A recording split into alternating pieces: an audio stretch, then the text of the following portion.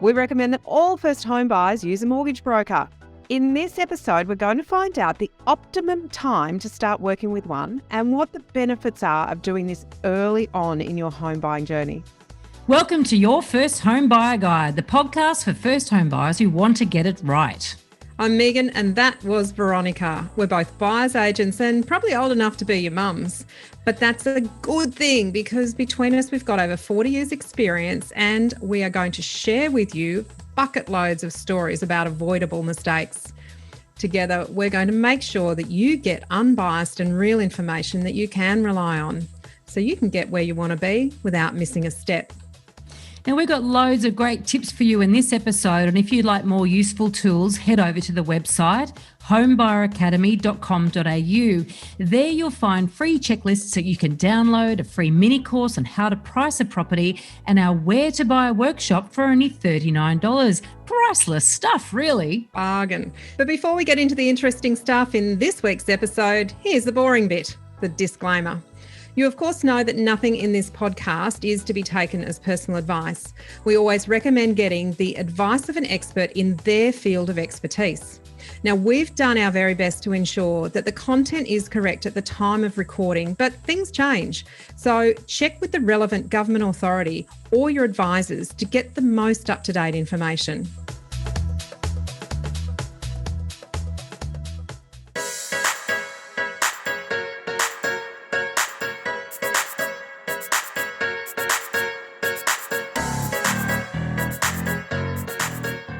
Today, we're talking about why it's a good idea to find a good mortgage broker to work with well before you think you've saved enough money to get into the property market. And in order to do that, we've actually got a guest. Now, you know, we are fans of using a broker. So today we've invited one to join us and explain the first home buying process from a lending point of view and find out how a good broker might be able to even help you buy a home sooner than you expected. Our guest today is Hung Chuy. He is the founder and director of Strategic Brokers in Sydney and is a highly qualified mortgage advisor. He tells us that he has been working with first home buyers for 12 years now. So thank you so much for joining us today, Hung. We want to get some real juice out of you. Thanks for having us, Megan. Thanks for having us, Veronica. Tell us a little bit about the work that you've been doing with first home buyers. Yeah, so I became a mortgage broker close to 12 years ago. It was just after the GFC, probably one of the hardest times for anyone to buy a property. I guess there's a lot of doubt in everyone's minds during the time. We just came through a financial crisis, and the government started putting out all of these different schemes and things like that just to try to get people into homes once again. So the market was really tough. Credit policy was really easy back then compared to today's environment. Today's environment, they've sensitized everything. They're making sure that people can afford their mortgages. So we're seeing a very different, very different climate back then. But over the 12 years, we've helped, I dare say, thousands of first home buyers. We've looked after a lot of them throughout the years. And I have a team of about 8 brokers currently. And every day we're helping first home buyers achieve their dreams. It's interesting that you say things have changed and obviously the lending environment, because of course both Megan and I have been in property now for over 20 years and you're absolutely right. It causes me to remember, that's right, back then it was a lot easier to get money. Giving it away. Yeah. And then we had, of course, a Royal Commission and all that sort of stuff that happened around 2015-16. And so, it is a different environment now. And of course, now we've got rising interest rates as well. And as that happens, then that diminishes people's borrowing capacity.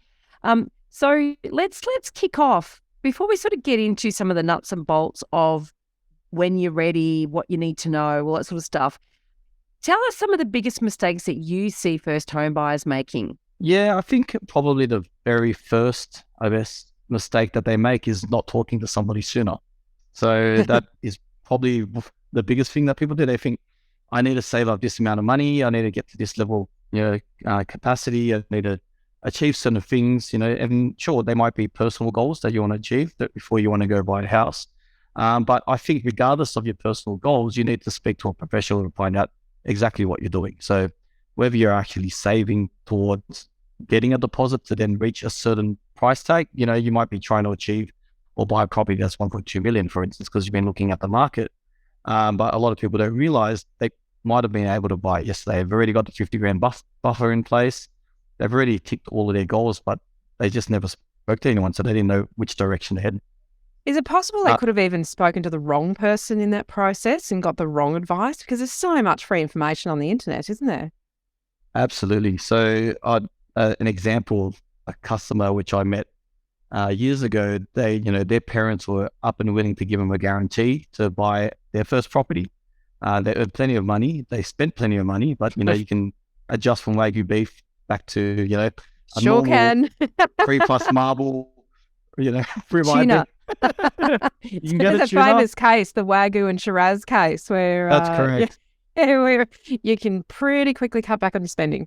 Yes. You can, yeah. So I've had clients who reached out to me, much further down the track, and had they bought the property when they thought they couldn't buy it, there were probably $500,000 difference between the price that they paid years later versus speaking to me, obviously 4 years down the track when they've saved up the deposit. And I realized what happened was they walked into their bank and their bank said, no, well, look, if your parents want to give a guarantee, we can't give it to you. It doesn't exist. But there are lenders out there, off the top of my head, there's 2 lenders straight away and 2 major banks that will give you a guarantee and let you borrow up to 100% plus all borrowing costs on the property, as long as you got the income to service. And when we did the calculations, the amount of rent they paid was equivalent to the amount repayments anyway. So they're paying someone else's mortgage for many, many years. Just goes to show, if you're asked the wrong people, even the right question to the wrong people, it can really put you back a really long way. There's also, we're talking about talking to a broker early enough, but there's also a time where it's too late. You've missed your opportunity, and you're potentially in a bog or a lot of trouble. And that is if you've bid at an auction before talking to a broker or a bank and securing your finance. There's not a lot that you can do if you've committed yourself in that situation. Yeah, in that situation, I'm like, I've seen it too many times where we've had to do rescue projects on people. We've done one last week actually, and they were in notice to complete with 3 days left, and we managed to flip the deal from notice to complete to settled within 2 days. And for us, it wasn't even, that is a rescue package. It wasn't even about the income. We just it was a friend of a friend, one of our long-term clients, and they're like, please, can you help these people out? And we looked at it, and not anyone wants to take that on, right? It's stress for everyone involved, and we could see it working. We could help them. So how could we say no to it? But not getting a pre-approval. How did it get to that point, though? Can you tell us what's the background? How the hell did they get? And also, what were they doing that they let it get so late in the process? So I think from what I've been told in this story was they went to a mortgage broker who, didn't really know what they were doing. They messed up the whole deal, got a decline, tried to move it to another lender, but didn't really understand, the parts that the bank found attractive about the customer.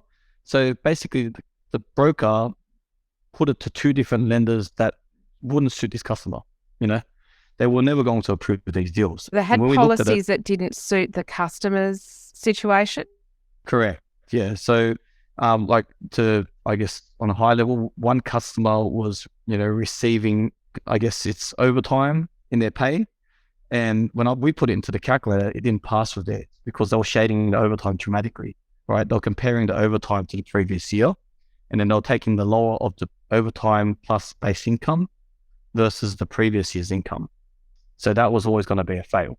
So for instance, in 2022, their total income was 80,000. But this year, in total, over the last 6 months, they've already earned equivalent when you annualize it to 120,000, which was the difference between the servicing ratio, which the bank was going to approve or not approve. And banks can look at that differently, is I guess where you're heading towards, isn't it? Because it's not like you're manipulating what you're presenting. You just know that some banks will look at overtime using 12 months historical, and some banks will amortize going forward. We can present the exact same data to 2 different banks, and you could come up with a borrowing capacity of $1 million versus 600 grand, very, very quickly. It depends. If you're a straightforward customer, you've got husband and wife, we make 80 grand, we get no overtime, we get no bonuses, we don't get equity share plans or nothing. Very straightforward. It's nice pretty much and easy. Vanilla all across the board. Every lender's pretty similar, right? Once you start throwing overtime, you start throwing bonuses, you start throwing commissions, you start looking at people like nurses, doctors, there's so many different policies for them out there. Self-employed is the biggest one. So when you're self-employed, a lot of people who are self-employed make the mistake of going to their first lender. Yeah. And I could tell you their policies are like chalk and cheese. There's not one policy for self-employed. And a prime example of that is lenders considering JobKeeper, JobSaver, anything COVID related. There's a lot of lenders out there who won't even touch it. Whereas some lenders will take all of that income and look at it as a total gross, because that was a supplementary income. It was just there to supplement the income for that year, provided that this year they're earning that same level of income, and we can show it through interim financials or BAS statements or anything like that. We can actually produce a result for them. It makes sense, you know. This is fascinating because I think, like you said, a lot of people obviously would make the assumption that, oh, well, you know, I know a lot of first home buyers, for instance, who might run their own businesses who say, oh, well, the bank's not going to give me any money because they don't like, you know, small business, and I have to have 2 years financials and all this sort of stuff, right? And so there's a lot of assumptions around that, which are obviously based in to some degree in reality. But what you're saying is if you go to a broker who's not just your run-of-the-mill broker, but someone who's experienced in looking at these more unusual circumstances, that you will know immediately which banks to go to, and also how to, you got to package up that client as you almost got to sell them to the bank, don't you? You got to position them as a good prospect. Is that correct? Yeah, correct. So look, there's 2 layers of lending, I guess, really. The main layer is that there's policy, black and white. And then there's obviously presenting the customer as a whole, right?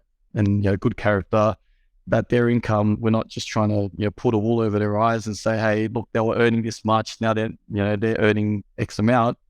You want to present the customer through policy first. So every bank has a different policy. So a quick example is, you know, one funder takes 1 year's financials and they take any ABN that's at least 18 months old. Whereas the standard or traditional ways, we take an average of 2 years and your ABN must be at least 2 years old. You know, I've even got funders who will look at a deal if they're recently self-employed, as long as they're in the same industry type, they've moved over, they'll consider the past tax returns and they can make sense of it all, right? That you're now earning the same or if not higher income. You've got some sort of acumen around accounting so you can understand, you know, profit and loss taxation, you're up to date with your taxes, and now you're actually earning more money than you were before. It was just a general gist, right? So yeah, there's so many different angles you can approach on it with a self-employed customer. If a broker doesn't actually understand, which I've met a lot of brokers in my career, and I could tell you like 8 out of 10 of them that I meet, they don't understand self-employed. They can't read a set of tax returns. If I ask them some queries in the tax return, they wouldn't even be able to answer the question. They just go, we just slap it in and we just hope for the best, you know? So you go, whoa, you know? And as people move towards non-traditional work arrangements, so there is a proliferation of people who are doing more bits and pieces. You know, we used to call it entrepreneurial in our generation. Gig economy. But the gig economy, you're doing bits and pieces. You're not necessarily in a PAYG full-time position with a nice clean tax return at the end of the year. There's income coming from all sorts of different sources.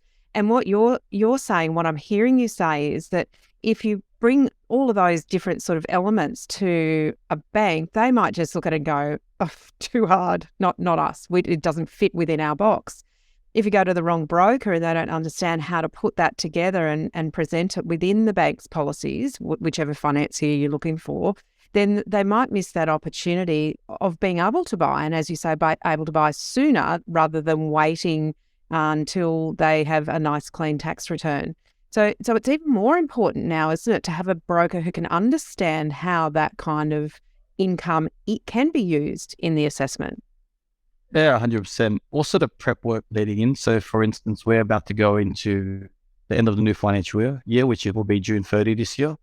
And, you know, knowing that all the accounts are up to date, they're getting the invoicing in on time, knowing that they're about to buy, they're getting a true reflection of what they're earning.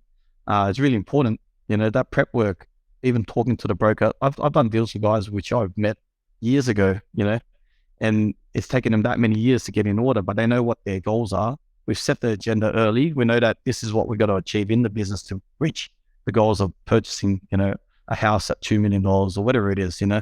But at least early in the conversation, they can set their goals. They know what they need to do in the business as well. And then there's a big nugget of gold I just want to pull out there. Sorry to jump in, but I really want to focus on that. And that is, don't wait until you've got your tax return. Actually talk to a broker well in advance of that, so that you're doing some planning and you've got some of that evidence. You've got your invoices in, you've got your payments received, because all of that can help with that preparation and information that a bank might need to assess you. That's an awfully great piece of advice there. Yeah. So I was just going to ask something else there too, Hung, because obviously if you're like a vanilla customer, as you said, someone is just PAYG and it's sort of, there's nothing, no bells and whistles, nothing strange about that. And you probably don't need to be as fussy with your choice of broker, although I would encourage everyone to go for the 2 out of the 10 rather than the 8 out of the 10 anyway. But obviously, if you do have other sources of income, or if you've got parents going guarantor, anything that makes the deal a little bit more complicated, then how does somebody work out whether that broker that they're talking to is capable of pulling all this together for them? Because it's a bit the same as with buyer's agents. There's a lot of really crap buyer's agents out there. There's some really excellent ones. And the consumer doesn't necessarily know how to tell the difference, because they don't know enough to be able to tell the difference. And I guess it's the same in the mortgage broking space. So what are some tips that you could share with us to help our listeners? Yeah, it's really when I say it's a hard thing to work that out based on meeting them and talking to them, because everyone's a salesman or saleswoman, so it's really hard, right? And the actual marketing side of their business isn't what you should be looking at, obviously. When you see the shiny bells and whistles when you're talking to them. I guess from what I feel anyways, they maybe asking about their experience, how long they've been doing it. I could guarantee, even if they've only been a mortgage broker recently, had they been in the bank prior to that, had they been working years before that? Because I could tell you when I started mortgage broking, oh shit. There's an honest self-assessment. Yeah.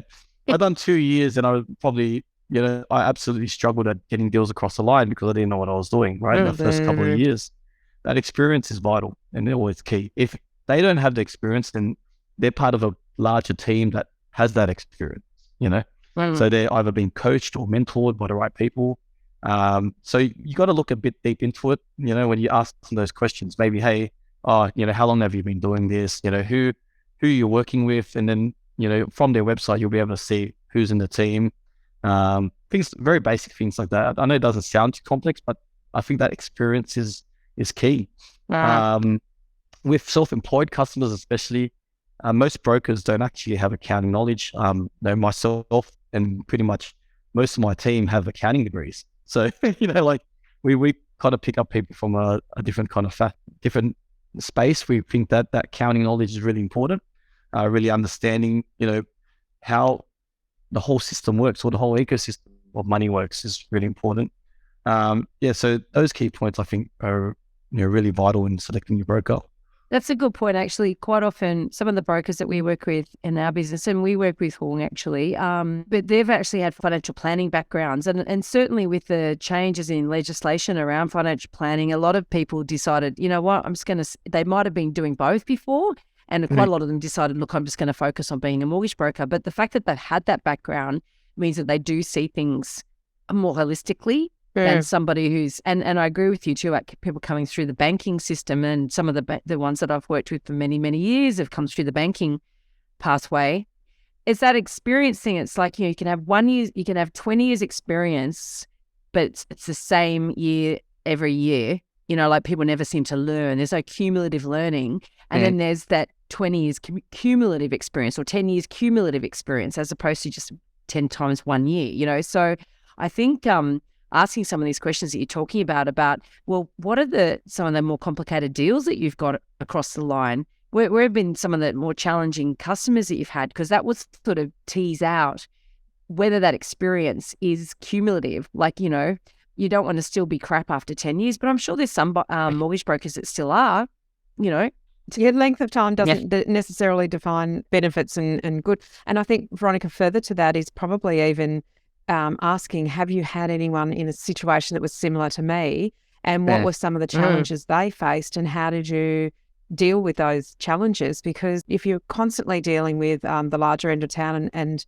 as a first home buyer, you're trying to talk to a broker who is just not used to people like you, then they might not have the time, energy, or interest in getting you across the line with a broker if it's a little bit difficult. Yeah, that key piece about the time it's very important. So there are some big brokerages out there, and there's some guys who really just are.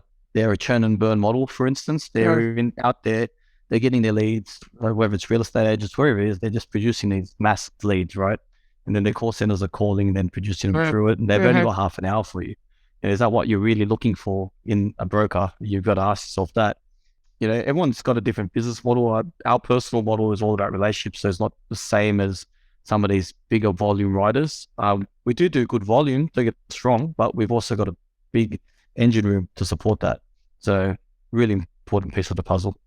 It is actually. I mean, it's like with anything. There's these brag metrics, aren't there? And I'm number one in this or do that or whatever. Or I've sold the most amount of properties or bought the most amount of properties or my loan book's bigger than everybody else's. But it's like, well, yeah. And does that mean you're a churn and burn, or does that mean that actually you're that good that you've had to then build up this support team? Because you've got so much business coming to you. So it does call for a bit more interrogation there.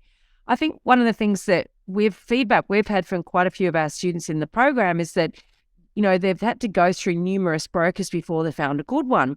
And I think, you saying that probably 8 out of 10 don't necessarily know this stuff, supports that. And what's happens often is that, that's time wasted in many cases, because by the time they get to somebody who actually can advise them, rather than somebody who says, you're not ready, and so therefore I'm not going to give you any information or any help, and so that's been feedback that we've had quite a lot. And what we want to encourage is people go to the broker that's prepared to talk to them before they're technically ready. And I say technically ready because, like you said, sometimes people are ready and they don't even realize it. So what are some of the things that, somebody who's not actually ready? I mean, when is it too early to find a broker? Yeah, that's a pretty good question, actually. Like, too early is potentially, you're living week to week, you're drowning in your own debt, or you're not, you're not in, you're not in a position, right? Like you just, mentally, you haven't created any buffers. You haven't, you're just living week to week. You're not actually, I guess, progressing your life, right? Yeah. I think you've got to. You're still on the Merlot and the Wagyu. Yeah, and you can't get off it, So you've got to obviously take those steps in your life to then prioritize. This is what I want to do. I think it's that mindset piece, getting yourself, I guess, mentally ready to go, hey, I'm willing to make some sacrifices in my life, and I'm willing to take that next step. So, when you're in a much more comfortable position where you've eliminated any bad debt out of your life, and now you're in a savings pattern, whether it's your goal was to get to 10,000, 20,000, 100,000, whatever it is, your bad debt's eliminated. I think just eliminating that bad debt, getting to our savings, having surplus income each month, which is really important. Obviously when you're measuring your repayments on a mortgage, it's got to be a lot more aggressive than your rent nowadays with high interest rates. So you got to have to factor that into your equation, right? So, you might be saving $500 a month, but technically you're going to actually need to save $1,500 a month, because a property worth $1 million, the repayment's going to cost you that much more each month. And that's not to factor in any more rising interest rates, right? So then talking to a broker, even at that point, it's probably worth talking just to say, hey, what's the repayments going to look like?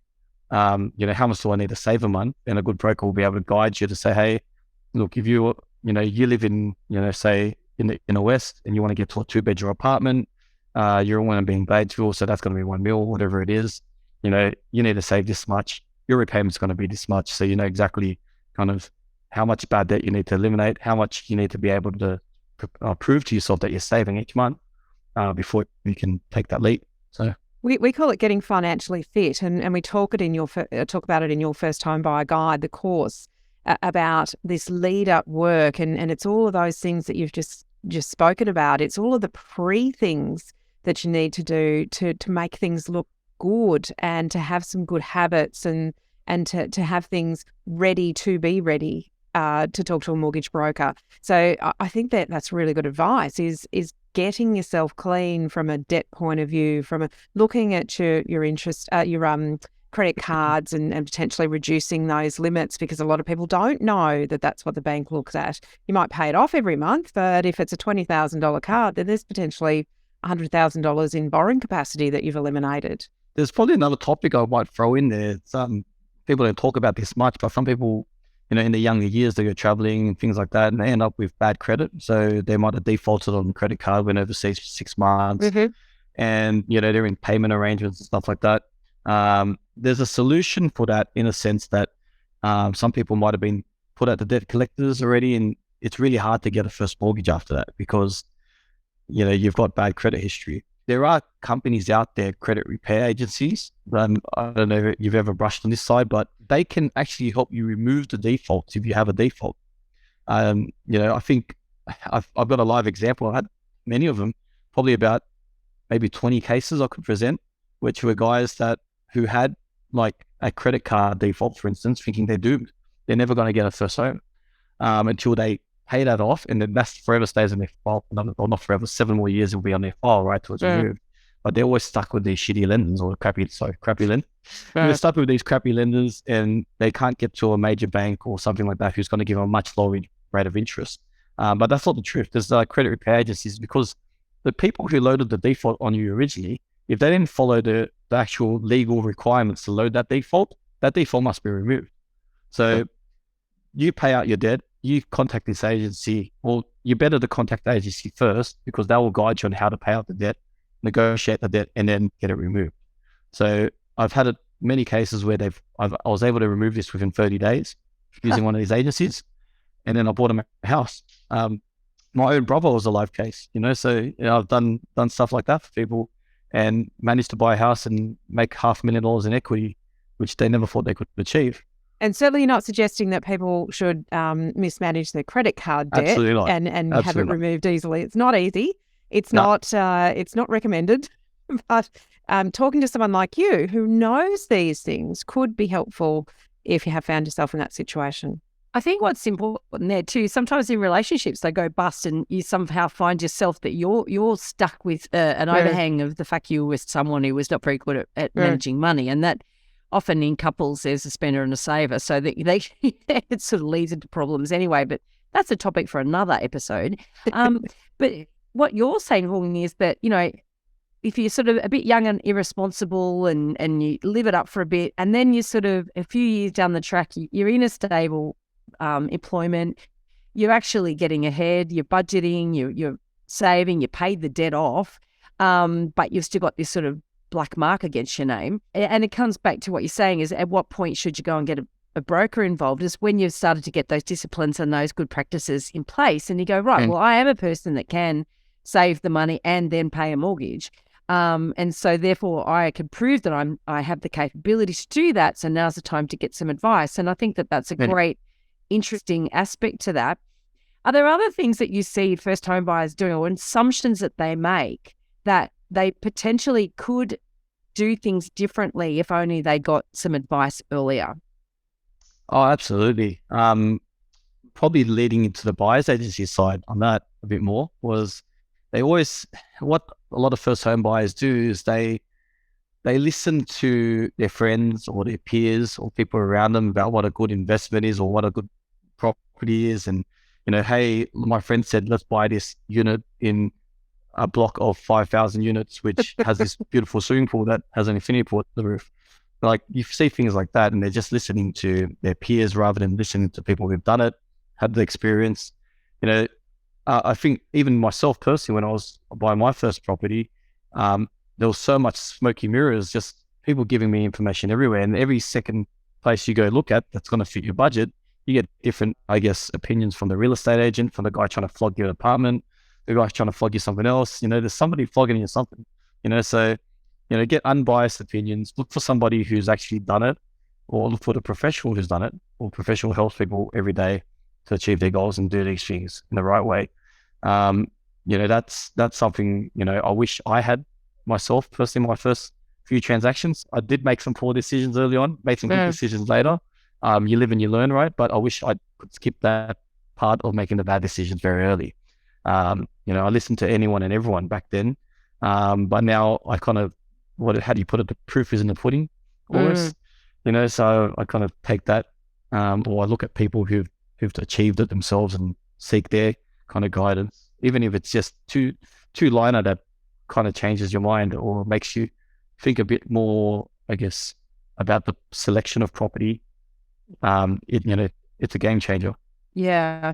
Megan and I have both spoken on the podcast about our first purchases and how we made mistakes too. So before we're in the property industry, before we learned what we learned now.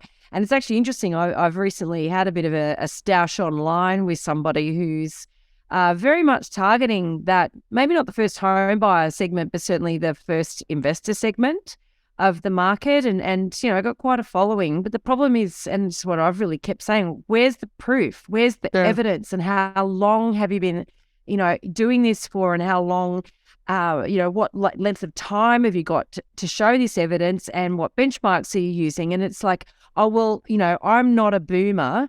I'm not a baby boomer, so I haven't had long enough yet, but do you just watch it will be fine sort of attitude. It's like, no. Look for somebody who's done it before, but somebody who's done it before at least 10 years ago, and so that you can go, okay, what they did work, as opposed to, 2 minutes ago, and we don't know if it's going to work yet. The fact that they bought a property is not enough. Or is it actual sold evidence? And that's a big one. I know the one that you're talking about, Veronica, and a lot of that is on paper evidence, and it's very good to have that on paper. Or valuation, if you like, but that's not what someone's prepared to pay. And you can sit on a valuation that might be, you're thinking in your own head, well, I had that valued 2 years ago. Well, it's a very different market now. And whilst some properties might have gone up, some might have gone down, and it might be yours that's actually gone down. Until that property sells, you don't know what that's actually worth. So that's cyclical nature of working with someone who's had that length of experience and has the evidence to show it. But I think the other thing, Veronica, you touched on it, and that's benchmarking. And I know of organisations who espouse they've outperformed the market by X%. But when you really drill down on it, they're comparing against the market within the suburb that they're talking about. And if you pull that apart, it's because they're new properties versus this very old established properties that they're benchmarking against. So it's a fabulous looking statistic, but it's clearly the wrong benchmark, and it's the opportunity cost of what you could have done with your money if you put it in a different place, in a better asset, that really is the cost of that, not what you've made. So that's why I love when Hung says he's made mistakes, because we learn from mistakes, particularly when it's our own money.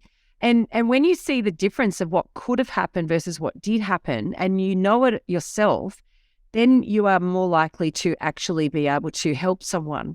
But when you're still in that early phase of early successes that have never been tested, then you haven't actually learnt any hard lessons. And they're all you haven't ahead been of whacked you. around the head yet. They're all ahead of you, those hard lessons. So you want someone who's had some hard lessons. You haven't been bashed around yet. You've got to learn how to get back up and get on with it and learn from it.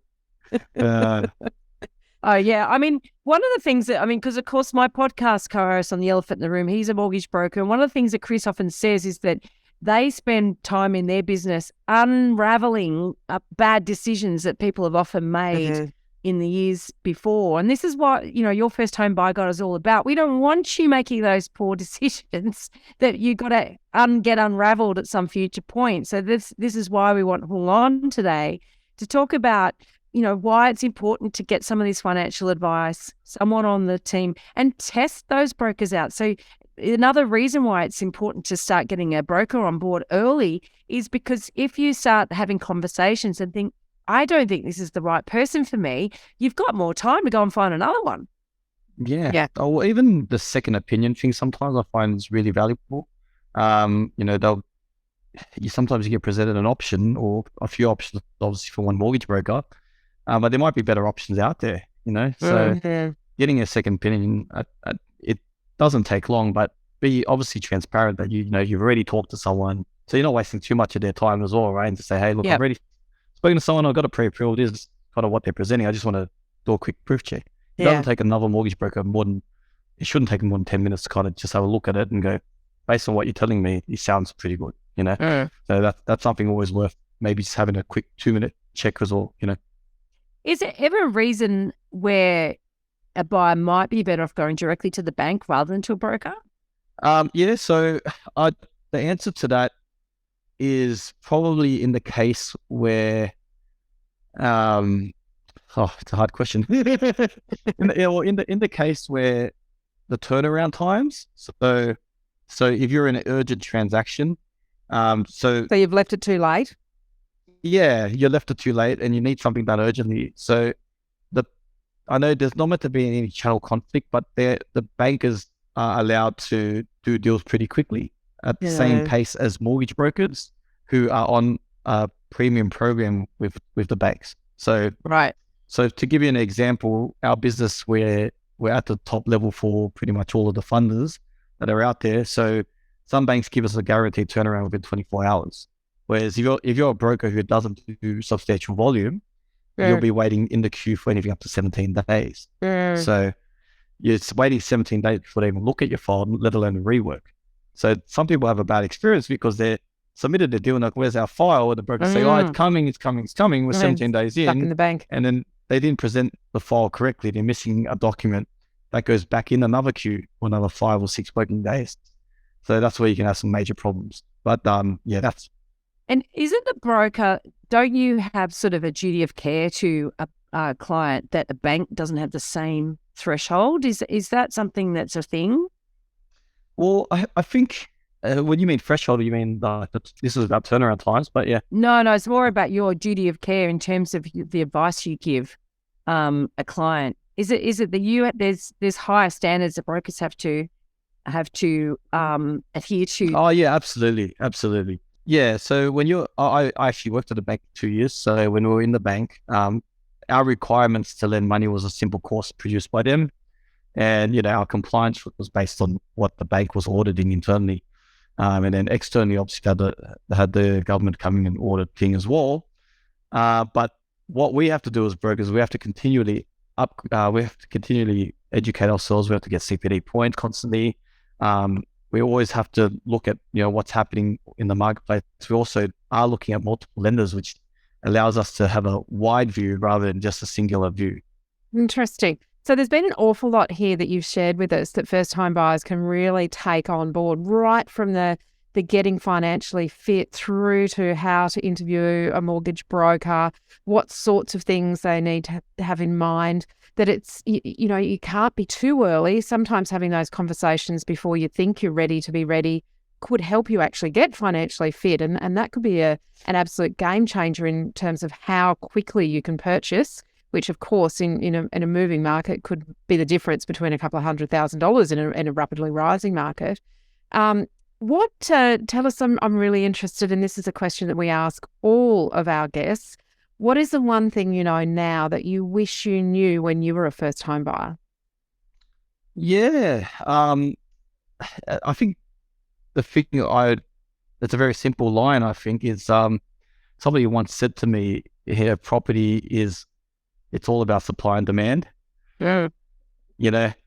So when you're looking at a property, it's, how many people are, wanting to buy that property versus how many people are obviously, not looking at that property. But the basic supply and demand curve was, something that I didn't really think about as a first home buyer. Whether that property is going to be your stepping stone to get to your house, you really need to understand that. Because, if you're going to be buying in a block of 40 versus a block of 4 versus a block of 6 or whatever it is, I wish I understood that as a first home buyer. And it sounds so simple. I know it sounds simple, but when I was looking at my first property, I was just looking at everything that suited my needs. And really, that first property for me was a stepping stone to get into my house, right? But had I selected the wrong property, I'd been in big trouble, right? I bought in a property that never grew over the last 7 or 8 years. And I needed that as a stepping stone. And if anything went negative in equity or sat flat versus growing, I wouldn't be able to use that. I'm literally trying to save again, and I'm paying rent to myself in order to then upgrade to my house. So that's probably my biggest thing for sure. It's a brilliant lesson, and it taps into a whole bunch of things that we teach actually in the program, and we talk about on the podcast all the time, which is about the quality of the asset. So what you're saying effectively is supply and demand for the individual asset means that if it's scarce because it's a good asset and there's not lots of them around, then and buyers, that's in demand with buyers, you've got high demand, low supply. That's actually the secret of capital growth, choosing the assets in any particular suburb that offer that mix. And so, and likewise with the stepping stone strategy, we've got a tutorial on that. It's all about that, making sure that first property it works for you, actually leverages you up the ladder, as opposed to being, making you get stuck on the bottom rung forever. So it's a great lesson there. Such a vital step. I've watched, the biggest one I've seen is a client who approached me, it's been about 3 or 4 years ago now. And they were looking at buying an apartment in Wentworth Point, I think it is. I don't know if you guys know where Wentworth Point is in Sydney. But it's just a glut of apartments. It's just literally, they're looking to live there because their work was in roads close by. And I asked them, why do you want to buy there? They go, because we want to own a property. We don't want to pay for a mortgage, is what they said to me, So from that, I go, well, the rent there is only like $600 a week and your mortgage is going to be $1,000 a week. Why do you want to buy there?